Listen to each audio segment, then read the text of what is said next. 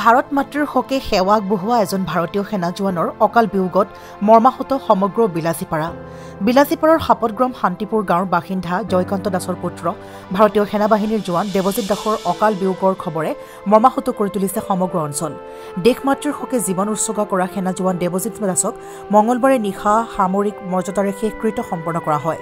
সৰুৰে পৰা দেশ মাতৃৰ হকে সেৱা কৰাৰ মনোভাৱ লৈ ডাঙৰ হোৱা দেৱজিৎ দাসে 2005 চনৰ 14 মাৰ্চত ভাৰতীয় সেনাবাহিনীৰ 119 নং ইউনিফ্ৰেণ্ট ইউনিয়নত যোগদান কৰিছিল। সেনাবাহিনীত যোগদান কৰি জম্মু কাশ্মীৰত সন্ত্ৰাসবাদৰ বাবে যুঁজ দি আহি শেহতীয়াকৈ ছত্তীশগড়ত নিযুক্ত হয়। যোৱা 17 ফেব্ৰুৱাৰীত ছত্তীশগড় সেনা শিবিৰৰ পৰা 28 দিনৰ ছুটী লৈ নিজ গৃহ শান্তিপুৰত উপস্থিত হৈছিল। ঘৰত থকা অৱস্থাতে যোৱা 25 ফেব্ৰুৱাৰীত হঠাতে অসুস্থ হৈ পৰাত সেনা জোৱানজনক কোকৰাঝাৰ অসামৰিক চিকিৎসালয়ত ভৰ্তি কৰে। কিন্তু শাৰীৰিক অধিক শোচনীয় হোৱাত সিদিনাই বঙাইগাঁৱৰ এখন ব্যক্তিগত চিকিৎসালয়ত ভৰ্তি কৰে। তাত চিকিৎসাধীন হৈ থকা অৱস্থাত সোমবাৰে শেষ নিৰ্বাহ ত্যাগ কৰে। তাৰ পিছতে মৃতদেহ ঘৰলৈ অনা হয় যদিও এই খবৰ পাই সেনাবাহিনীৰ উচ্চপদস্থ বিষয়াৰ লগতে সেনা জোৱানৰ দলটোৱে প্ৰয়াত দেৱজিৎ দাসৰ ঘৰত উপস্থিত হৈ সম্পূৰ্ণ সামৰিক মৰ্যাদাৰে সেনা দাসক অন্তিম শ্ৰদ্ধাঞ্জলি জ্ঞাপন কৰে। তাৰ পিছতে টুপধাৱনীৰ স্থানীয় শ্মশানত শেষকৃত্য সম্পন্ন কৰে। সেনা জোৱানজনৰ এনে অকাল বিয়োগত সমগ্ৰ অঞ্চলটোত গভীৰ শোকৰ ছাঁ পেলাইছে। এই সন্দৰ্ভত মৃতকৰ আত্মীয়ৰ মন্তব্য শুনোৱা হওক। বিলাসীপুৰৰ পৰা জিয়াৰুল হলমৰ ৰিপৰ্ট, নিউজ ইট আছাম। তেওঁ দেশ মাতৃৰ কাৰণে তেওঁ বলিদান দিয়াৰ কাৰণে তেওঁ ভাৰতীয় সৈন্য বিভাগত তেওঁ 2005 চনৰ মাৰ্চ মাহৰ তেওঁ যোগদান কৰিছিল। আৰু সেই যোগদান সূত্ৰে তেওঁ ভাৰতৰ বিভিন্ন ঠাই বিশেষকৈ কাশ্মীৰ উপত্যকা, পৌঞ্চ, দিল্লী, তাৰপিছত শেষত তেওঁ ছত্তীশগড়ত তেওঁ চাকৰি জীৱন কটালে। তেওঁৰ সম্পূৰ্ণ চাকৰিকাল শেষ হোৱা নাই। তেওঁ প্ৰমোশ্যন হৈ তেওঁ হাবিলদাৰ পদত তেওঁ জইন কৰিলে আৰু তেওঁৰ চাকৰিকাল আৰু মোটামুটি আৰু 5-6 বছৰমান আছিল। সেয়ে এজন সৰবৰাহী যুৱক তথা এই অঞ্চলৰ এজন খুবেই মৰমীয়াল ল'ৰা আছিল আৰু তেওঁক চবেই ভাল পাইছিল এই অঞ্চলৰ মানুহে। আৰু তেওঁৰ এই চাকৰি সূত্ৰে তেওঁ কিছুদিনৰ কাৰণে 17 ফেব্ৰুৱাৰীত তেওঁ ছুটী লৈ 28 দিনৰ কাৰণে ঘৰলৈ আহিছিল। ঘৰত আহাই তেওঁ এসপ্তাহমান পিছত তেওঁ অলপ অসুস্থ হ'ল। অসুস্থ হৈ তেওঁ চৰকাৰী হস্পিটেল কোকৰাঝাৰ ৰূপনাথ বৰ্ম হস্পিটেলত তেওঁ এডমিট হ'ল যোৱা পৰহি 25 ফেব্ৰুৱাৰীত।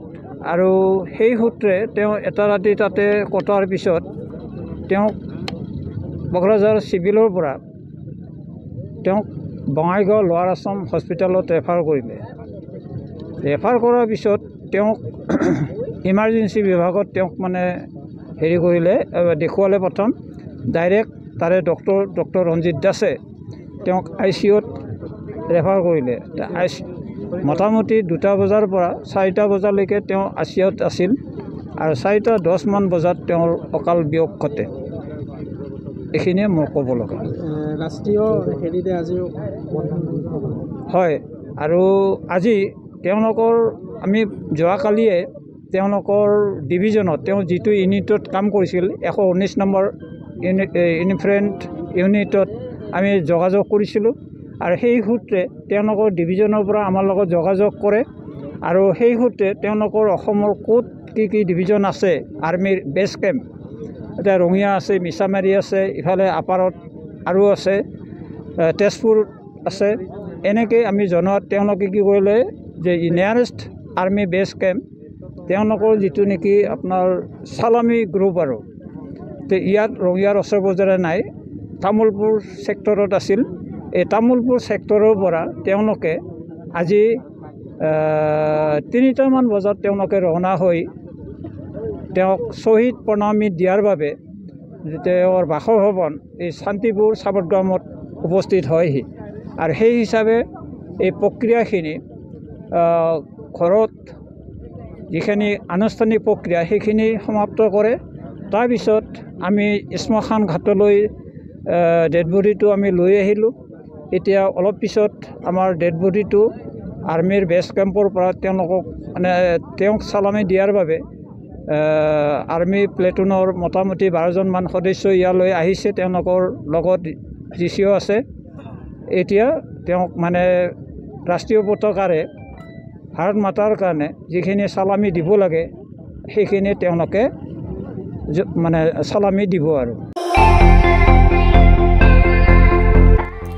আপুনিও ভুগিছে নেকি গেছৰ সমস্যাত গেছ আৰু লিভাৰ ৰিলেটেড সকলো সমস্যাৰ একমাত্ৰ সমাধান গেষ্ট্ৰচিটি বডজম এচিডিটি ফেটি লিভাৰ পাইলছকে আদি কৰি ভিন্ন গেছৰ সমস্যাৰ সমাধানৰ বাবে কেৱল আপোনাৰ কাষত গেষ্ট্ৰচিটি